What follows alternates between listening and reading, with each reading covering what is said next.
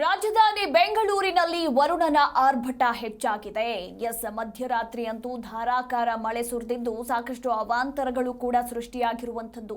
ಇನ್ನು ಒಂದು ವಾರದ ಕಾಲ ಇದೇ ರೀತಿ ಮಳೆ ಸುರಿಯಲಿದೆ ಅನ್ನೋದರ ಕುರಿತಾಗಿ ಹವಾಮಾನ ಇಲಾಖೆ ಮುನ್ಸೂಚನೆಯನ್ನ ಕೂಡ ಕೊಟ್ಟಿರುವಂತದ್ದು. ಇನ್ನು ತಡರಾತ್ರಿವರೆಗೂ ನಗರದ ಹಲವೆಡೆ ಧಾರಾಕಾರ ಮಳೆ ಸುರಿದಿದ್ದು ಮಳೆಯಲ್ಲಿ ಸಿಲುಕಿ ವಾಹನ ಸವಾರರು ಪರದಾಡಿದ್ದಾರೆ. ಇನ್ನೂ ಕೂಡ ಬೆಂಗಳೂರಿನಲ್ಲಿ ಮಳೆಯ ಮುನ್ಸೂಚನೆಯನ್ನ ಕೊಟ್ಟಿದೆ ಹವಾಮಾನ ಇಲಾಖೆ. ಇತ್ತ Shantinagar, Richmond circle, KR market, Majestic, Jayanagar, MG ರಸ್ತೆಯಲ್ಲಿ ಭಾರೀ ಮಳೆಯಾಗಿದೆ ತಡರಾತ್ರಿ. ಇನ್ನು ಬೆಂಗಳೂರಿನ ಯಾವ್ಯಾವ ಭಾಗದಲ್ಲಿ ನಿನ್ನೆ ರಾತ್ರಿ ಎಷ್ಟು ಮಳೆಯಾಗಿದೆ ಅನ್ನೋದನ್ನ ನೋಡೋಣ.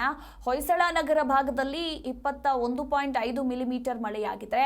ಪೀಣ್ಯ ಇಂಡಸ್ಟ್ರಿಯಲ್ ಭಾಗದಲ್ಲಿ 20 ಮಿಲಿಮೀಟರ್ ಮಳೆಯಾಗಿದೆ. ಹಾಗೆ ಸಂಪಂಗಿ ರಾಮನಗರ ಭಾಗದಲ್ಲಿ 14.5 ಮಿಲಿಮೀಟರ್, ಇನ್ನು ದೊಡ್ಡ ಬೆದರುಕಲ್ಲು ಭಾಗದಲ್ಲಿ 10 ಮಿಲಿಮೀಟರ್, ಹಂಪಿ ನಗರದಲ್ಲೂ ಕೂಡ 10 ಮಿಲಿಮೀಟರ್ ಮಳೆಯಾಗಿರುವಂಥದ್ದು.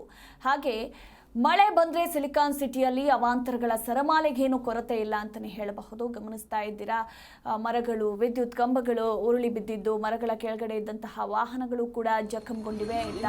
ರಸ್ತೆಯಲ್ಲಿ ನೀರು ನಿಂತು ವಾಹನ ಸವಾರರು ಕೂಡ ಪರದಾಡಿದ್ದಾರೆ.